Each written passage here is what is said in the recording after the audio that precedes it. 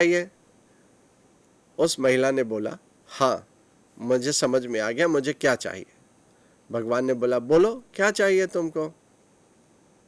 उस महिला ने कहा कि हे भगवान, मैं अपने आंखों से सोने के कटोरे में अपने पोतों को दूध पिलाते हुए देखना चाहती हूं, मेरी ये इच्छा पूरी करो। भगवान बड़े खुश हुए और उसकी चालाकी से और भी खुश हुए। भगवान ने कहा, मैं समझ गया, तुमने अपने एक वरदान में सारी चीजें मांग ली। लक्ष्मी मैडम, मुझे यह समझ में नहीं आता कि जब विद्यार्थी हमारे पास आता है तो एक शिक्षा के मंदिर को, शिक्षा के पुजारी को यानी कि शिक्षक को क्या क्या दे देना चाहिए जिससे कि विद्यार्थी का पूर्ण विकास हो सके। Sharma ji, that was a beautiful story. See the intelligence of the old lady. How, with one sentence, she asked for 3 things. She asked to see, which is vision. She asked to feed the grandchild, which is giving. And she also asked for a bowl made of gold, which is prosperity. Now, that is what a teacher needs to bring to her students. What an educator needs to bring to the minds that he or she is educating. I would again go back to Rabindranath Tagore, who gave a beautiful image of the teacher. That a teacher is like a river that flows,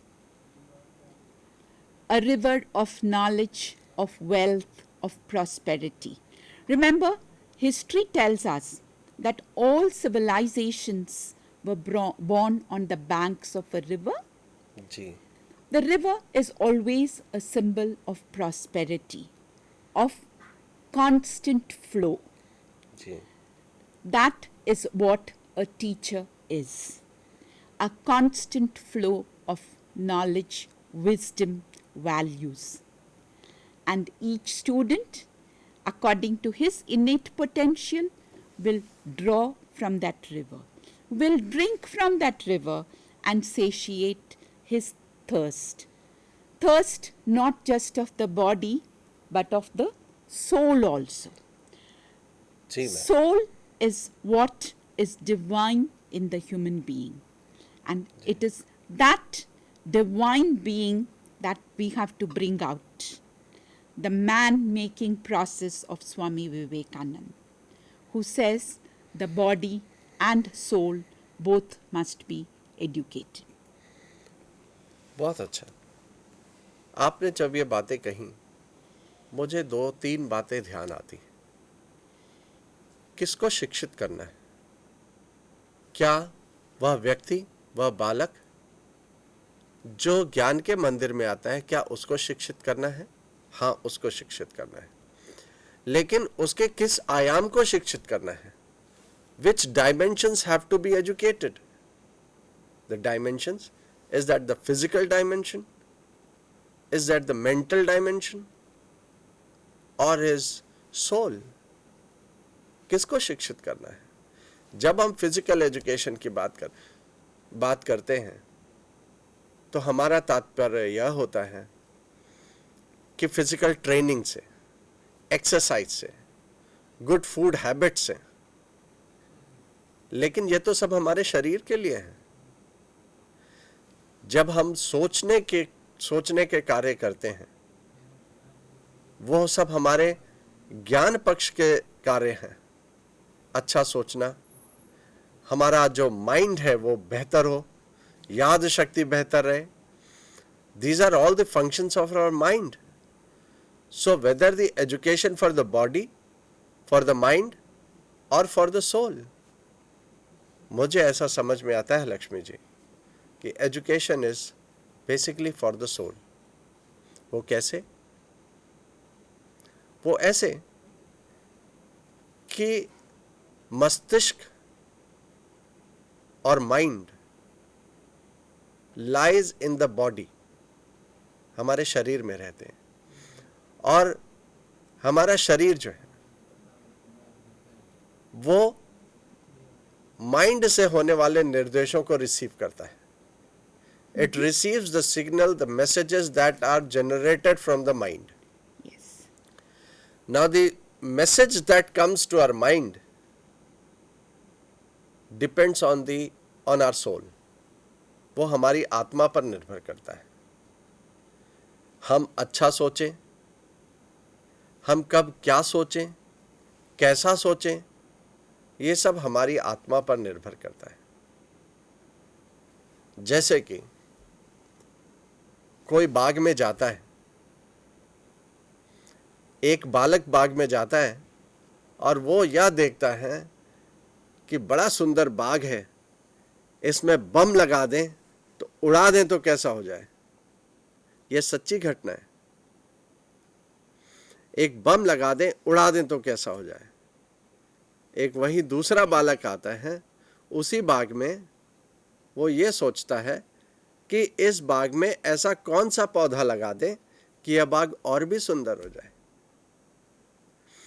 ये जो सोच शैली है, the style of thinking depends basically on the soul. इसलिए शिक्षा मूल रूप से शिक्षा आत्मा की होनी चाहिए. बड़े बड़े सवाल उठते हैं इसके लिए. कहते हैं आत्मा किसने देखी? आत्मा is that substance which does not lie in a physical form in the body. It's an abstract form in the body.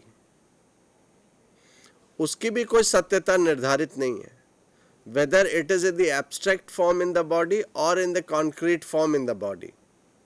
It is no organ in the body. लेकिन फिर भी हम सब आत्मा के अस्तित्व को तो मानते हैं. आत्मा ही एक ऐसा बल है जो हमारे शरीर को चलाता है, जो हमारे मस्तिष्क में जो विचार जहां से जन्मते हैं. I recall of the poem, it's by Shri Aurobindo, poem Who. Yes. I remember that too. It's a beautiful one. Would you Yes. quote it for us? Please, yes ma'am. In the blue of the sky, in the green of the forest. Who is it? In the blue of the sky, in the green of the forest. Who is it? Who is it? Sharma ji? I forgot, I think. I'm in the blue reminded. of the sky, in the green of the forest. I'm Please, reminded ma'am. of William Blake, Please. who looked at the tiger and asked what immortal eye or hand hath made that body. Tiger, tiger, burning bright. You remember that poem? Yes, yes. Now. Where he yes. asks, Yes. what yes. immortal hand or eye has fashioned thy symmetry? Yes, now I remember that poem. If you allow me to say that. Yes. In the blue of the sky, in the green of the forest, whose is the hand that has painted the glow? That's correct. When the winds were asleep in the womb of the ether, who was it arose them and bade them to blow? He is found in the brain, where he builds up the thoughts. He is caught in the luminous net of stars. But who is he then? Is he Brahma or Vishnu? Is he a man or a woman? Is he bodied or bodiless? So my dear friends, जब मस्तिष्क में विचारों की बात आती है, विचार जन्मते हैं हमारी आत्मा से. हमारा अगला प्रश्न यह होता है, तो क्या हमारे आत्मा में जो विचार आते हैं, क्या ये विचार आत्मा में ऑलरेडी इनबिल्ट होते हैं? क्या जैसी आत्मा वैसे विचार? ये बात बिल्कुल सही है। जैसी आत्मा वैसे विचार, लेकिन आत्मा का शुद्धिकरण किया जा सकता है, और आत्मा का शुद्धिकरण करना ही शिक्षा है। इसी को हम कहते हैं शिक्षा। आत्मा में कुछ गुण हमारे पूर्व जन्म के कर्मों के आधार पर होते हैं। मुझे लक्ष्मी जी, मुझे फिर इसमें एक छोटी सी कहानी याद आती है। सुनाइएगा। वो कहानी ऐसी है कि एक बार एक एक व्यक्ति था, वो बहुत बुरे कर्म करता था, हर गलत काम करता था, लोगों को मारना, लोगों को काटना, और जितने भी निकृष्ट कार्य होते थे वो सारे वो करता था।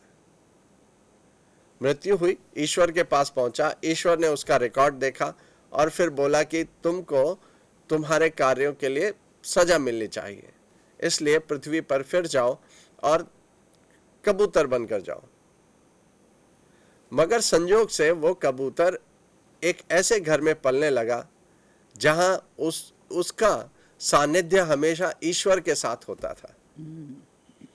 हमेशा वो अच्छे शब्दों को ही सुनता था, इसलिए उसने फिर दोबारा वो कभी बुरे कार्य नहीं कर सका, और फिर वह बहुत अच्छे कार्य करने लगा और बहुत अच्छे शब्दों को सुनने लगा, अच्छे विचारों को रखने लगा, जिससे उसकी आत्मा में परिवर्तन हुआ।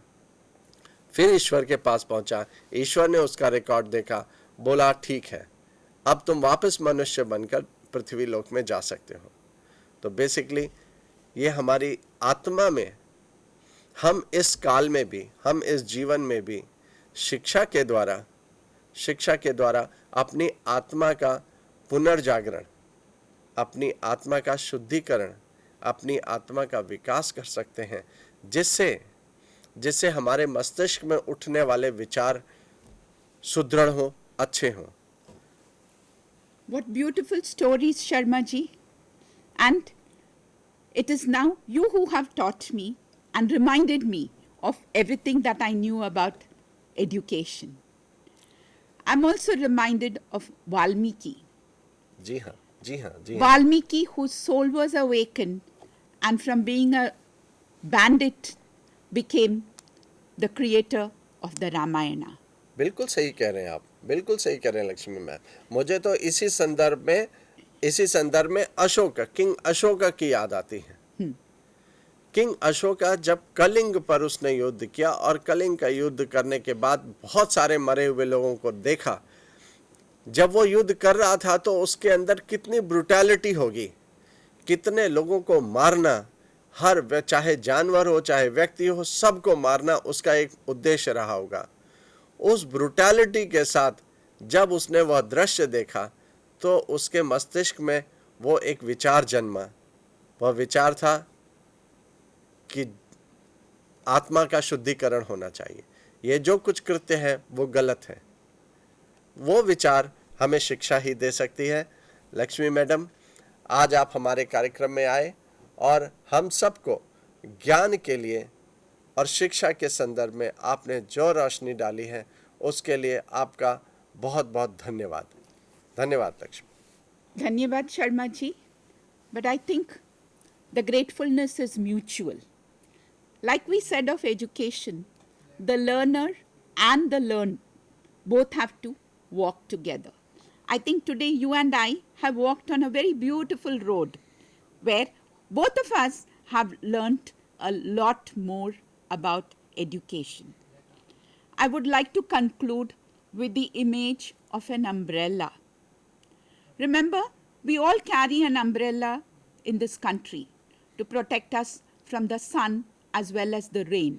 जी, But the umbrella works best when it is open.